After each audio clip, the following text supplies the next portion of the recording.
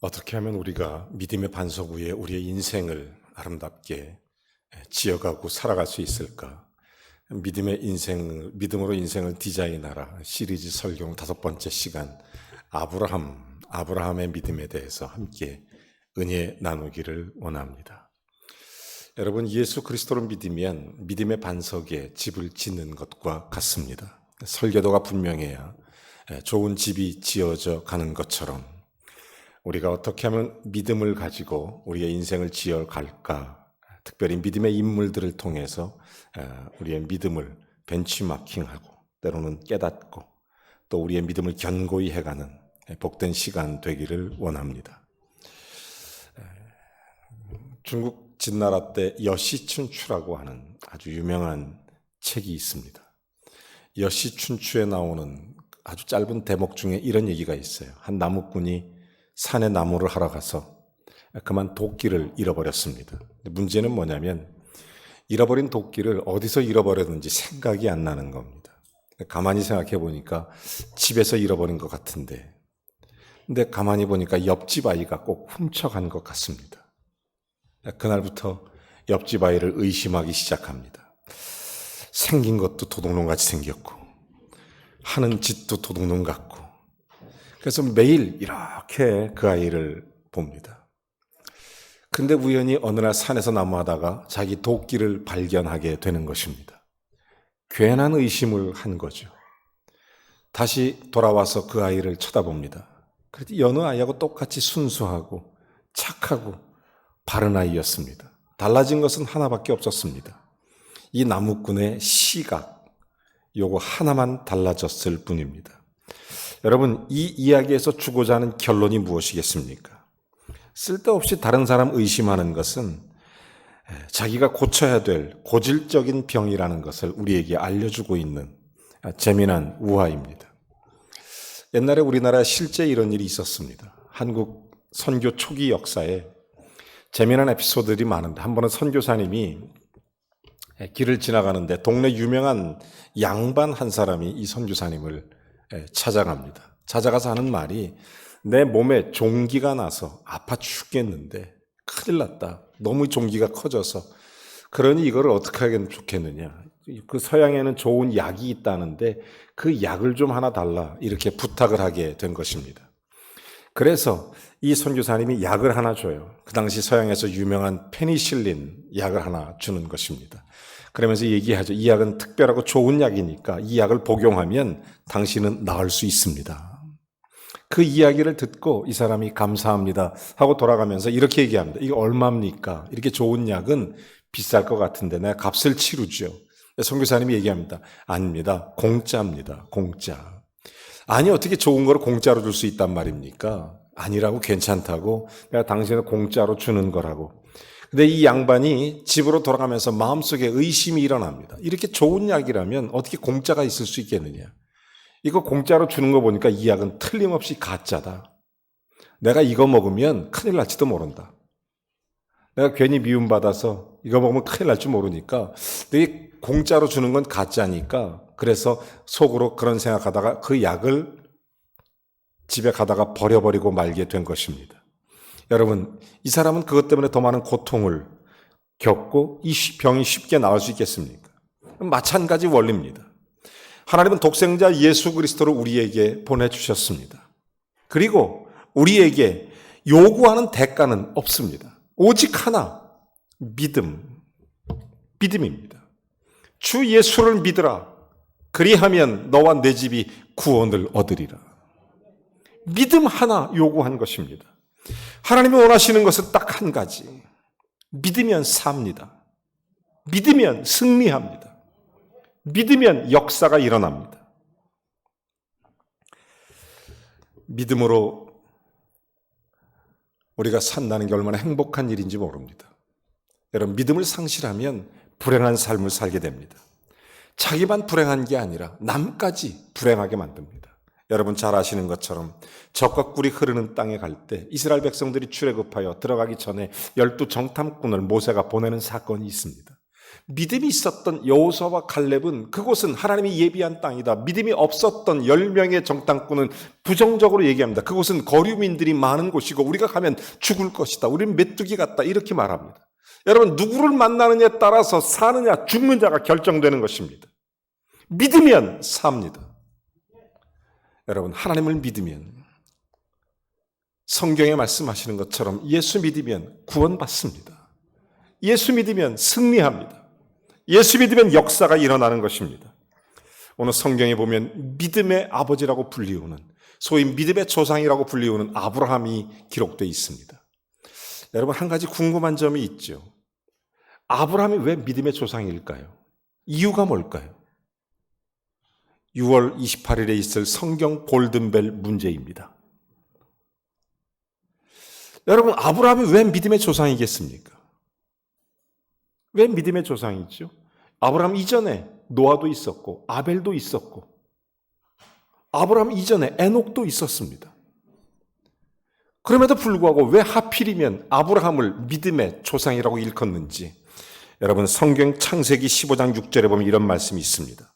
아브라함이 여호와를 믿으니 여호와께서 이를 그의 의로 여기시고. 여러분, 성경에 보면 믿음이라는 단어를 창세기에 제일 먼저 기록한 사람이 바로 아브라함입니다.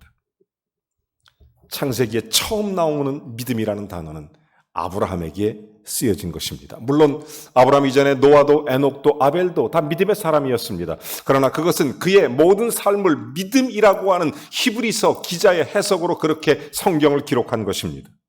그러나 직접적으로 그는 믿음의 사람이다 이렇게 일컬어진 사람은 바로 아브라함이 최초예요. 그래서 아브라함은 믿음의 조상이 되는 것입니다. 사랑하는 여러분, 오늘 우리는 이 아브라함을 통해서 그가 어떻게 그의 인생을 디자인했는지, 어떻게 그의 삶을 디자인했는지, 그는 어떤 믿음을 가지고 그의 인생을 살았기에 믿음의 조상이라 일컬음을 받았는지, 우리도 아브라함의 믿음을 통해 우리의 인생을 새롭게 하는 복된 시간 되기를 원합니다. 오늘 성경은 이렇게 시작합니다. 8절, 믿음으로 아브라함은 부르심을 받았을 때에 순종하여 장래의 유업을 받을 땅에 나아갈새 갈 바를 알지 못하고 나아갔으며. 여러분, 아브라함의 고향은 갈대아 우르입니다. 갈대아 우르는 메소포타미아 문명 지역입니다. 그러므로 4대 문명의 발상지인 만큼 그는 자기의 삶의 도시의 문화, 그리고 인류 문명의 혜택을 가장 많이 직접적으로 누린 사람이 바로 아브라함입니다. 오늘날로 말하면 저와 여러분처럼 도시에 살면서, 저와 여러분처럼 많은 편리함을 누리면서, 저와 여러분처럼 많은 것을 누리고 살았던 사람이 바로 아브라함입니다. 그러나 갈대아 우르는 우상의 도시였습니다. 여호수아 24장 말씀처럼 그 아버지는 대라는 우상 숭배자였습니다. 하나님께서 그를 불러내시는 겁니다. 갈대아 우르에서 불러내시는 겁니다. 그렇지만 그 모든 편리함을 버리고 그의 불러내신 그 순간이 바로 그의 나이가 75살 때입니다. 쉽지 않은 결정입니다. 편리함을, 익숙함을, 도시의 문명을 저버리고 아무것도 모른 채 갈 바를 알지 못하고 나아가야 그 길이 적지 않은 나이에 결코 쉬운 일이 아니었을 거예요. 그런데 아브라함은 그의 인생을 새롭게 디자인하기 시작합니다. 어떻게? 믿음으로 아브라함은 부르심을 받았을 때 아브라함은 순종으로 그의 믿음의 인생을 디자인하는 것입니다. 사랑하는 여러분, 주의 말씀에 순종하여 하나님 말씀의 뜻으로 우리의 삶을 새롭게 세워가시기를 주의 이름으로 축원합니다. 아브라함은 이렇게 말합니다. 내가 고향 본토 친척 아비집을 떠나는 것이 옳은 것인가? 내가 과연 돌아올 것인가? 이렇게 말하지 않아요. 그는 그런 반응을 보이지 않습니다. 내가 가면 어디로 갈까요? 이런 것도 말하지 않아요. 나의 익숙함과 나의 편리함과 나의 도시 생활과 나의 갖고 있는 모든 것들을 내려놓고 하나님 말씀에 순종하여 가리라. 여러분, 믿음으로 새롭게 산다는 것, 여러분, 인생을 믿음으로 새롭게 디자인한다는 것은 하나님 말씀에, 하나님의 부르심에 순종하여 가는 것입니다. 우리의 인생의 모든 삶의 자리마다 주의 부르심에 순종하는 은혜가 있기를 주의 이름으로 축원합니다. 여러분, 우리의 인생이 정말 주님 앞에서 항상 순종의 자리로 나아갈 때 거기에서부터 주의 역사가 펼쳐져 가는 것입니다. 만약 아브라함이 하나님의 부르심에 응답하지 않았다면 어떤 결과가 있었을까요? 그는 젖과 꿀이 흐르는 땅에 들어가지 못했을 뿐만 아니라 믿음의 조상, 믿음의 아버지라고 일컬음을 얻지 못했을 것입니다. 그러나 아브라함은 믿음으로 순종했습니다. 그는 믿음으로 하나님의 부르심에 따라서 자기의 본토를 떠났습니다. 하나님 앞에 모든 자기의 일상의 모든 권리와 일상의 모든 권한과 일상의 모든 소유를 전부 내려놓고 출발하는 것입니다. 여러분, 인생은 믿음으로 세워간다는 것은 갈 바를 알지 못하고 내일을 알지 못하는 것 같이 보여지지만 철저하게 하나님 한 분만 바라보고 믿음으로 부르심에 순종하는 것입니다. 여러분, 아브라함은 그렇게 믿음으로 인생을 새롭게 디자인하기 시작합니다. 갈대아 우르를 떠나서 하나님이 지시할 땅으로 부르심을 쫓아가게 되는 것입니다. 여러분, 아브라함의 하나님은 지금도 저와 여러분의 하나님이신 줄로 믿습니다. 옛날 아브라함을 택해서 부르신 하나님은 오늘날 저와 여러분을 택하여 부르신 줄로 믿습니다. 그렇다면 아브라함은 부르심을 순종하여 하나님 앞에 나아갔던 것처럼 우리도 때때로 익숙함을 버리더라도 믿음의 자리에 나아가는 은혜가 있기를 주의 이름으로 축원합니다. 미국의 유명한 정치가 사상가였던 벤자민 프랭클린, 그분이 과학자이기도 하죠. 이분이 자기의 인생의 회고록에 딱 세 가지를 얘기해요. 첫째, 인생 살아보니까 별거 없더라. 그러면서 내 마음 먹은 대로 되는 게 하나도 없더라. 그런 얘기를 해요. 그러면서 두 번째는 이런 얘기를 합니다. 내 삶을 정말 돌아보니 내 삶을 주관하신 분은 하나님이더라. 그래서 마지막 세 번째 이런 얘기를 합니다. 내가 돌아보니 내가 살아오면서 하나님의 뜻에 순종했을 때만큼 행복한 적이 없었더라. 하나님 말씀을 따라갔을 때만큼 내 인생이 행복한 시간이 없더라. 사랑하는 여러분, 하나님의 부르심에 순종하는 은혜가 있기를 주의 이름으로 축원합니다. 주님의 부르심에 순종해 가는 것입니다. 주님의 부르심에 결코 우리를 실망시키지 않습니다. 75세 메소포타미아 문명의 핵심 발상지였던 갈대아 우르, 그곳을 떠나가면서도 아무런 두려움이나 아무런 거리낌이나 물론 아무런 아쉬움이나 인간적인 여러 가지 복잡한 마음이 있었을 수도 있지만 갈대아 우르를 떠나 하나님 앞에 부르심에 순종하여 나갔던 이 아브라함, 그는 그렇게 인생을 새롭게 디자인한 것입니다. 어떻게 그의 인생이 발전하는지 보십시오. 9절, 믿음으로 저가 이방의 땅에 있는 것 같이 약속의 땅에 거류하여 동일한 약속을 유업으로 함께 받을 이삭 및 야곱과 더불어 장막에 거하였더니, 계속해서 이렇게 말합니다. 하나님 앞에 아브라함이 이제 가나안 땅에 가게 되는 거예요. 근데 정말 재미난 것은 이삭과 야곱, 여러분서 이런 설명을 해가면서 재미난 얘기를 해요. 그게 뭡니까? 약속의 유업이라는 얘기를 하는 것입니다. 약속의 유업. 여러분, 믿음은 계승되는 것입니다. 믿음은 아름답게 계승되는 거예요. 하나님의 약속된 놀라운 믿음이 여러분 아브라함 당대에 이루어지지 않았을 수도 있습니다. 그러나 후대에 반드시 이루신다는 하나님의 약속된 믿음, 이것을 믿고 그의 인생을 세워가는 것입니다. 여러분, 인생은 내 당대에 끝나는 게 아닙니다. 믿음으로 약속의 유업을 받을 수 있는 것이 바로 믿음입니다. 아브라함은 하나님께 약속하신 땅이 있지만 그는 마치 이방인처럼 외국인처럼 그곳에 우곳에 타향살이했습니다. 그곳에 정착해서 제대로 살지도 못하고 나중에 그가 소유했던 땅은 그의 아내를 위했던 막벨라 굴, 그것이 전부였습니다.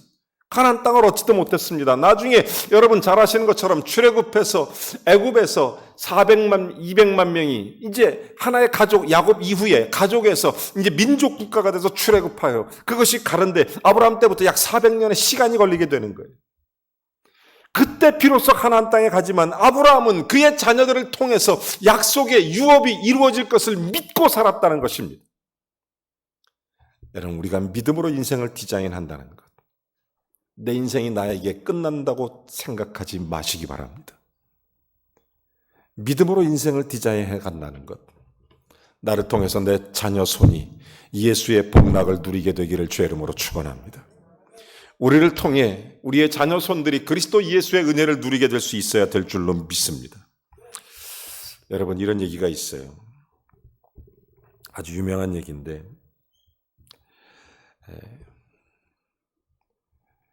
미국의 16대 대통령이 아브라함 링컨이죠. 이제 이 대통령이 암살을 당합니다. 뭐 미국이나 한국이나 대통령의 말로는 좋은 분도 계시지만 안 좋은 분이 더 많은 것 같아요. 어쨌든 이분이 암살을 당하고 17대 대통령, 그 유명한 그 존슨 대통령 취임하지 않습니까?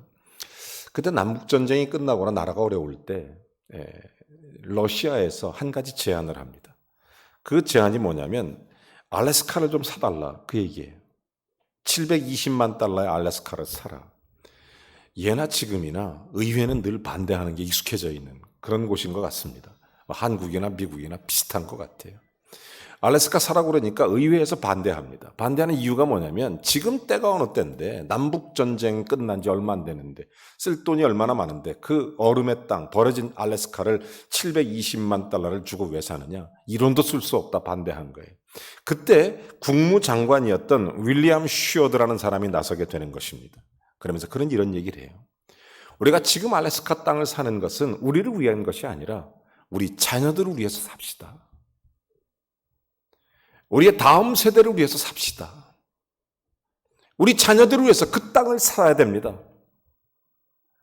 윌리엄 슈어드, 그의 말대로 720만 달러의 알래스카를 사게 된 것입니다.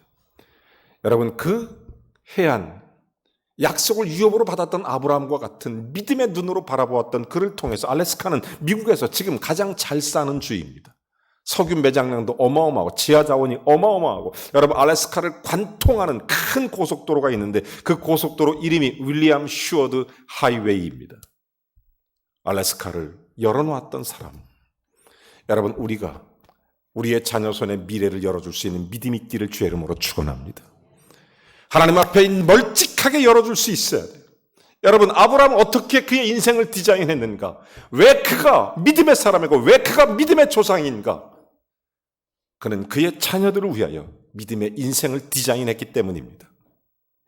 여러분, 우리가 믿음의 약속을 유업으로 받을 수 있는 하나님 앞에 믿음이 있어야 되는 것입니다.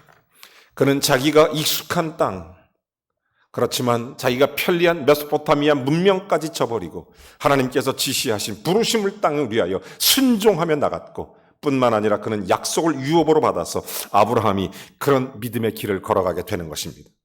창세기 그 24장에 보면 참 재미난 얘기가 하나 나와요. 아브라함이 그의 아들 이삭을 장가 보내는 사건이 하나 나옵니다. 그 사건에 보면 그 아브라함이 종을 보내서 자기의 고향 땅으로 이 종을 보내는 것입니다.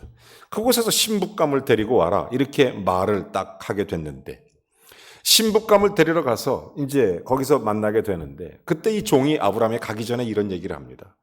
주인님, 내가 가서 그를 데리고 오자고 하는데 만약에 그가 안 따라오면 내가 어떻게 해야 됩니까? 신부감을 가서 데리러 간다. 안 따라올 경우 어떻게 해야 됩니까? 만약에 안 따라오면 아들 이삭을 나 있는 대로 좀 보내주십시오. 그러면 데리고 같이 오면 될 거 아닙니까? 이렇게 얘기하는데 아브라함이 단호하게 이런 얘기를 해요. 하나님께서 나에게 이 땅을 떠나지 말라고 하셨다. 이 땅은 나와 내 자손을 유업으로 약속하신 땅이다. 그러면서 믿음을 가지고 가라, 종에게 얘기합니다. 그리고 그냥 가는 거예요. 거기서 리브가를 데리고 오는 거죠. 여러분, 아브라함은 이렇게 어떤 상황에도 어떤 순간에도 변하지 않고 하나님께서 약속하신 것을 믿고 나갔다는 것입니다. 하나님의 약속을 믿음으로 유업을 받아 하나님의 귀한 약속을 이루어가는 거룩한 역사가 있었던 것입니다. 여러분, 히브리서 11장 1절은 분명히 그래서 우리에게 이렇게 말합니다. 믿음은 바라는 것들의 실상이요 보지 못하는 것들의 증거니. 여러분, 그렇습니다. 믿음은 언제나 미래지향적입니다. 믿음은 보지 못하는 것을 보게 합니다. 믿음은 듣지 못하는 것을 듣게 합니다. 믿음은 깨닫지 못하는 것을 알게 합니다. 믿음은 남들이 생각하지 못한 것을 생각하게 합니다. 여러분, 다른 사람들이 만지지 못하는 것을 만질 수 있도록 하는 것이 믿음입니다. 남들은 불가능하다고 보는 것을 가능하게 만드는 것이 바로 믿음입니다. 현실에 안주하지 말고 믿음의 역사를 막아버리지 마시기 바랍니다. 아브라함은 믿음으로 그의 인생을 75세에 새롭게 디자인하기 시작했습니다. 순종함으로. 그리고 약속의 유업을 믿고 의지하여 따라가는 것입니다. 아브라함은 또 한 가지 놀라운 사실을 우리에게 믿음의 길을 보여줍니다. 오늘 본문 마지막 10절입니다. 아브라함이 그런 얘기를 하죠. 이는 하나님께서 계획하시고 지으실 터가 있는 성을 바랐습니다. 사람이 경영하고 사람이 만든 그 땅이 나의 모든 삶의 터전이라고 생각하지 않았다는 거예요. 여러분, 이 세상이 전부입니까? 우리의 생각과 마음이, 우리의 신앙이 이 땅에 매여 있습니까? 아브라함이 그렇지 않았다는 거예요. 하늘의 성을 바라본 것입니다. 우리가 인생을 살면서 이 땅을 지향하며 사는 사람들이 있습니다. 내가 살아가면서 여기에 매여 살기 때문에 자꾸 이곳에 신경 쓰여서 여기에 매여서 이리 흔들리고 저리 흔들리는 사람이 있어요. 그러나 아브라함은 철저하게 그의 인생을 믿음으로 디자인할 때 하늘을 기준으로 삼았다는 것입니다. 하나님이 우리의 삶의 기준이 되기를 바랍니다. 우리는 비록 몸은 이 땅에 살지만 우리의 마음이 천국이길 바랍니다. 몸은 우리가 발을 이곳에 디디고 살지만 우리의 신앙과 삶은 천국을 누릴 수 있는, 그리고 하나님 나라를 바라보는 그 믿음으로 살아야 하는 것입니다. 여러분, 하나님의 손으로 지으신 집, 광명한 그 집, 하나님이 계획하신 하나님의 터, 그래서 그는 인생 자체가 이 땅에 매여 있는 모든 초점이 여기가 아니라 하나님이 중심이에요. 여러분, 그의 일상 하나를 제가 소개하죠. 창세기 13장에 보면 아브라함과 조카 롯이 길을 떠납니다. 자, 많은 종들이 생기게 된 거예요. 그때 이 아브라함이 조카 롯에게 이런 얘기를 합니다. 우리 종들이 서로 싸우니까 우리가 친척 집안인데 서로 싸우면 되겠느냐? 우리가 서로 갈라져서 각자의 터를 잡고 그렇게 살아가자. 그래서 한 산 꼭대기에 올라가게 되는 것입니다. 조카 롯과 함께. 그러면서 아브라함이 조카 롯에게 이런 얘기를 합니다. 네가 좌하면 나는 우하겠고 네가 우하면 나는 좌하리라. 근데 조카 롯이 가만히 보니까 소돔 고모라 땅이 비옥하고 살기가 좋아 보입니다. 그래서 조카 롯이 선택합니다. 나는 이곳을 가겠습니다, 삼촌. 그랬더니 아브라함이 그럼 그렇게 해라. 아브라함은 척박한 땅에 가면서 한 번도 원망하지 않습니다. 왜냐하면 아브라함의 관심은 하늘에 있기 때문입니다. 그의 믿음은 철저하게 하나님께서 지으실 터를 바라보고 있기 때문입니다. 그는 하나님을 바라보았습니다.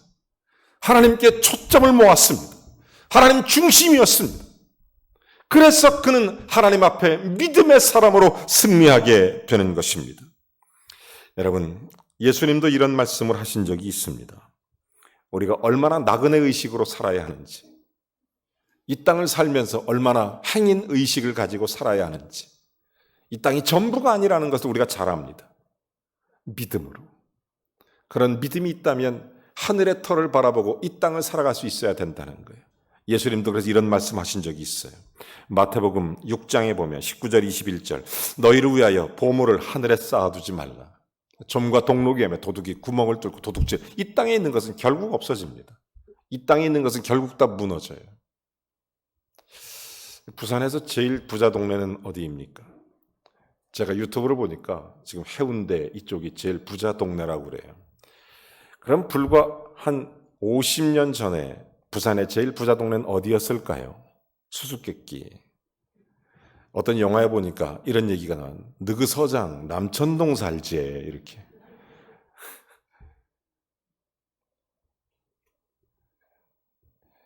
바뀌어요.